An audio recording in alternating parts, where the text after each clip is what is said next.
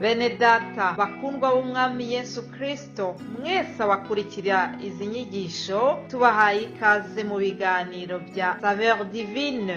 Ibi biganiro mubitegurirwa n'abavugabutumwa bwiza batandukanye, akaba ari umuhamagaro ugendera ku ijambo ry'Imana byanditse mu gitabo cy'ubutumwa bwiza uko bwanditswe na Matayo ibice 24 umurongo wa 14. Kandi ubutumwa bwiza bw'ubwami buzigishwa mu isi yose ngo bube ubuhamya bwo guhamiriza amahanga yose, nibwo imperuka izaherako ize. Ibi biganiro mubikurikira kuri channel ya YouTube yitwa Saveur Divine. Tubifurije kugubwa neza. Imana Data ari nayo So ibaha umugisha.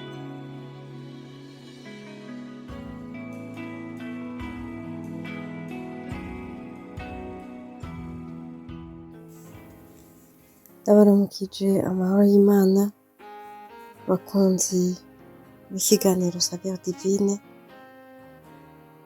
Shimira Imana cane ko Imana yongeye kutugirira neza tugahurira muri uno mwanya wo gusangira ijambo ryayo. Mu kiganiro Saveur Divine muri kumwe na Kaneza Benigne. Imana ibahezagire hamwe nanje. Tugiye kubandanya ijambo turiko turibukanya muri iyi ndwi riri mu gitabo c'ubutumwa bwiza bwa Yohana igihimba ca 16 ku murongo w'indwi.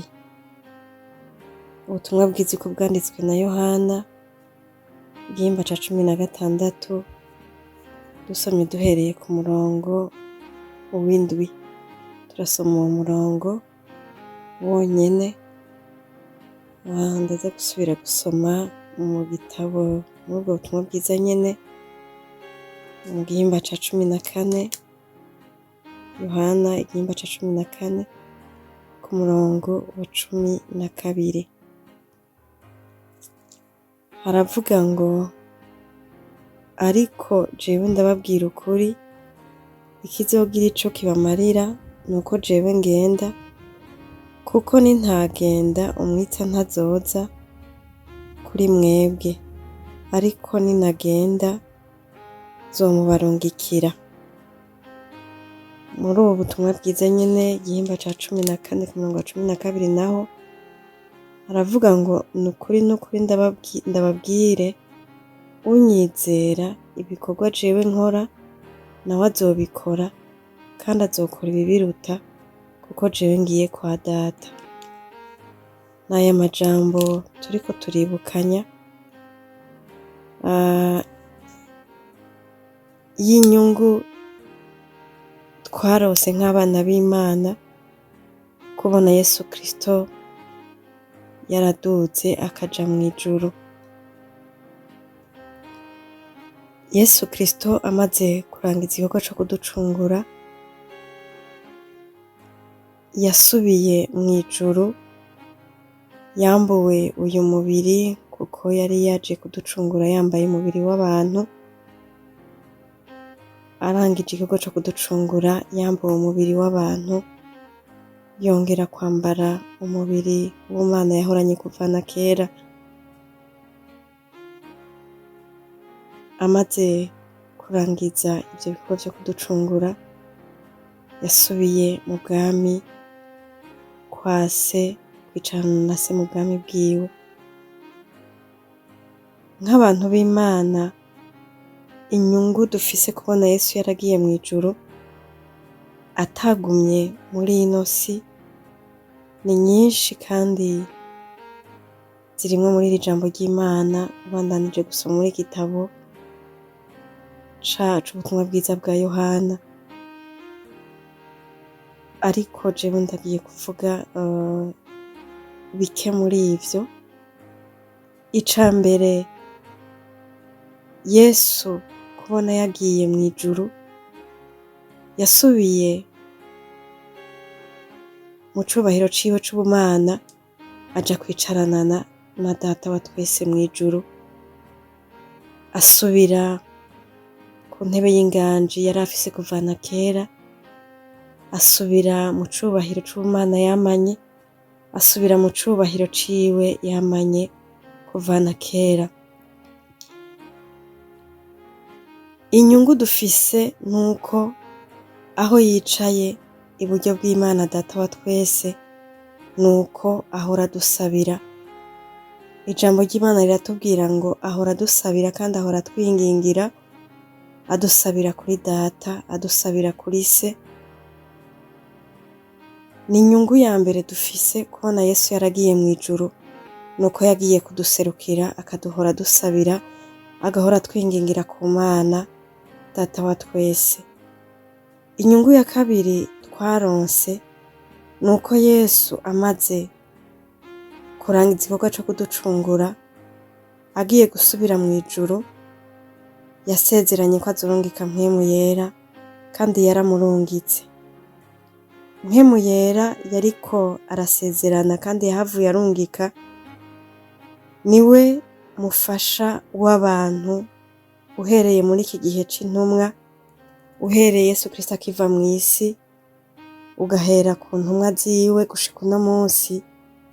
Mpwemu Yera niwe mufasha w'abantu b'Imana, niwe atuyongora, niwe atwereka inzira dukwiriye gucamwo, niwe tugera ahantu akavuga ngo aha hantu ntimukwiriye kuhaca, niwe tugera ahantu akavuga ngo aha hantu niho hari inzira, kuko n'umufasha twahawe.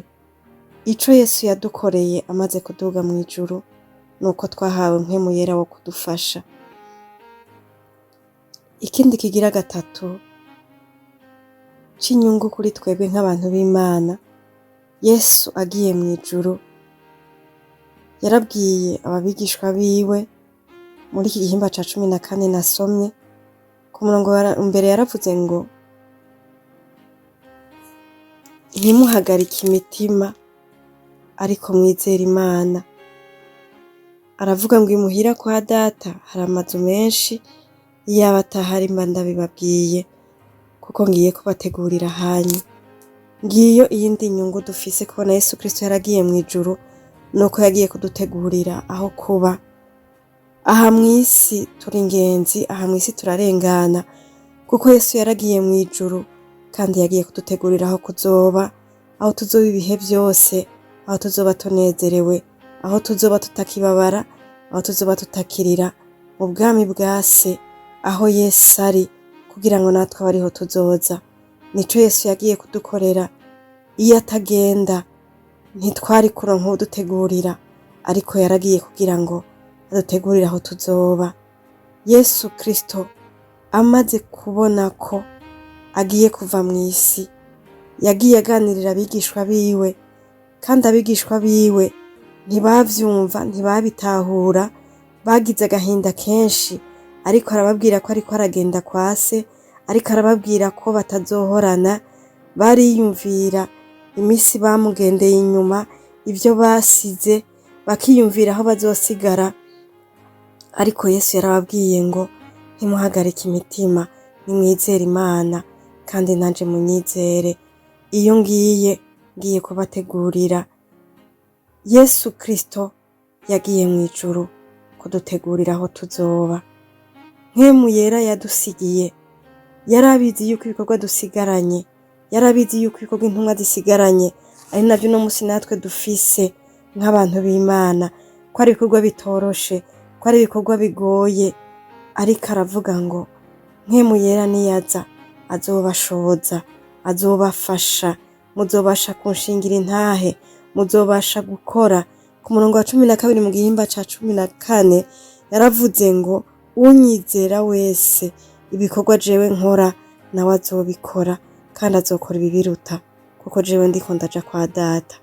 Yesu Kristo yarabizi ko ariko aragenda, yarabona ko agiye, ariko aremesha abigishwa biwe, arababwira ngo mureke guhagarika imitima, jewe ndiko ndagenda, ariko imitima yanyu nitekane, nimara kugenda Mpwemu Yera akaza, muzokomeza gukora ibikorwa je nariko ndakora. Ivyo mwabonye nkora vyose, ivyo Yesu yakoze akiri mw'isi. Murazi ko yagenda akiza abagwaye, yagenda ahumura impumyi, yagenda amugurura ibimuga, yakoze ibikorwa bikomeye cane.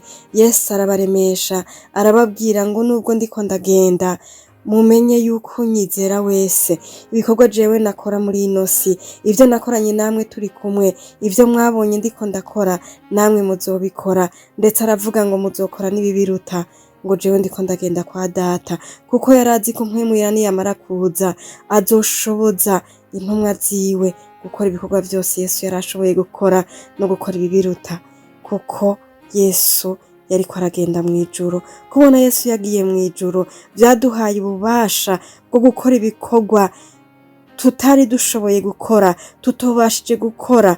Iyo Yesu ataba yaragiye mw'ijuru ngo mpwemu yera amanuke, uno musi ivyo dukora ntituba dushobora kubikora, ariko kubona mpwemu yera yaramanutse nuko nico gituma tubasha gukora ivyo dukora uno musi. Umwe wese ivyo ariko arakora umenye ngo ushobozwa na mpwemu yera twahawe, kandi mpwemu yera twamuhawe kuko Yesu yagiye mw'ijuru. Bene data, dukomeze tunezererwe kubona Yesu yaragiye mw'ijuru. Ubwiza yahoranye nibwo bwiza yaduteguriye, nibwo tuzobamwo ibihe bitazoshira, kandi uko yagiye kudutegurira, aho yagiye kudutegurira niho tuzoba tutakibabara, tutakirira. Twihangane dukomeze dukore.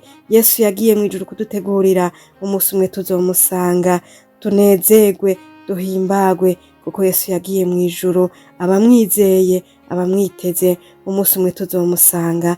Twambara ubwiza bwiwe, twongere tube muri ya mazu meza yaduteguriye ibihe bitazoshira. Imana ibahezagire. Amen.